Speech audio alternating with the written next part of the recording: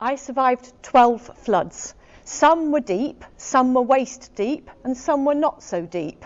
But no matter how many times it comes into your house, no matter how deep or how little water, it's still very nasty. I've had other people's toilet paper in my house. I don't use blue toilet paper, and I had blue toilet paper in my house, so it's not nice. Say that I was a minor celebrity, a flood celebrity.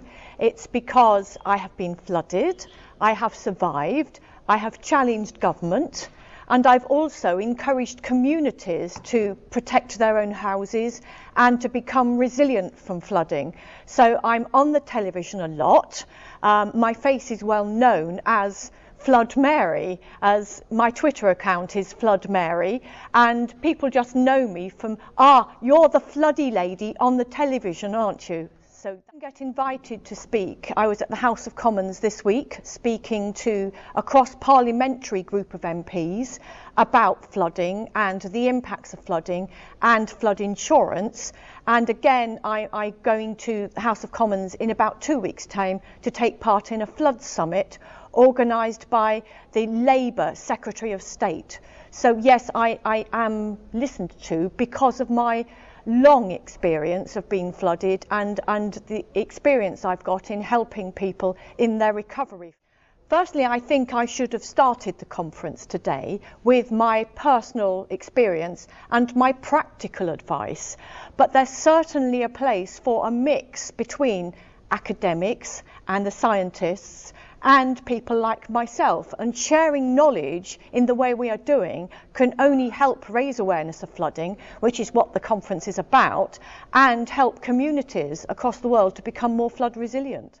My house is nowhere near a river, and it was just in a low spot where I live, and it was raw sewage. It was the sewage infrastructure and surface water flooding, and most floods in England, 2/3 of flood insurance claims are from surface water flooding, from people who don't live near the river or the sea.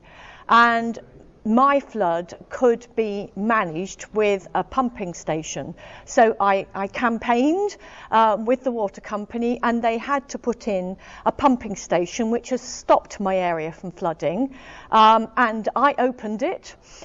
They did offer to name the sewage pumping station after me, but I said no. I didn't want my grandchildren to have to see a sewage pumping station named after me. I think it's too funny. It doesn't flood nearly as much. It used to flood 6 or 7 times a year, if not more. Now it doesn't flood nearly as regularly. It flooded in 2007 because the pumping station had a power cut and the generator failed due to so much water, but only my house flooded, nobody else's. I think people deny they're at flood risk, but I think nowadays we're paying the cost for building on floodplains in the UK. There's much development has taken place on a floodplain where the river naturally goes when it's full up, and also we've paved over our entire communities. People no longer have front gardens, they have concrete drives to park on. Everywhere is concreted, tarmacked or paved over. So when the rain falls, it has nowhere to go. The drains aren't big enough and it's going into people's homes. So I think we are paying the price now for the way we have developed as society. It's everybody's fault. It's government's fault, it's local authorities, and it's our fault. So it's a combination of everybody's responsibility, and we've all done this and we're all paying the price now. I believe people should prepare for being flooded, and that's me. Individually, I planned for being flooded. I knew what to move first, where to put my pet hamster, where to move my car. And if you've got an elderly relative, you need to know where that elderly relative can go to be safe during the flood. You need to plan. I believe people should plan. I believe communities should work together, so that's people at risk and the local authorities should work together to plan how to manage a flood with communities, rather than government and local authorities deciding for communities what's best. I feel everybody should work in partnership.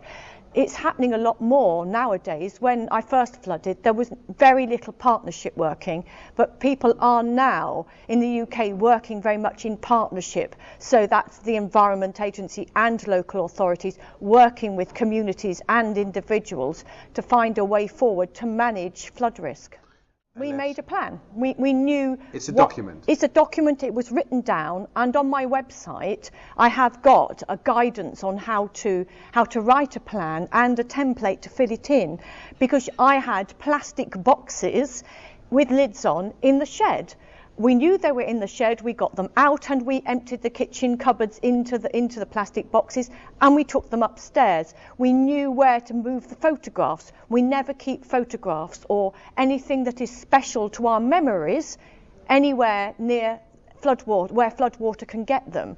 And I encourage all individuals to think about things that they can't replace ever again. Playgroup pictures, little children's drawings and photographs. Never leave them where they can be ruined by floodwater.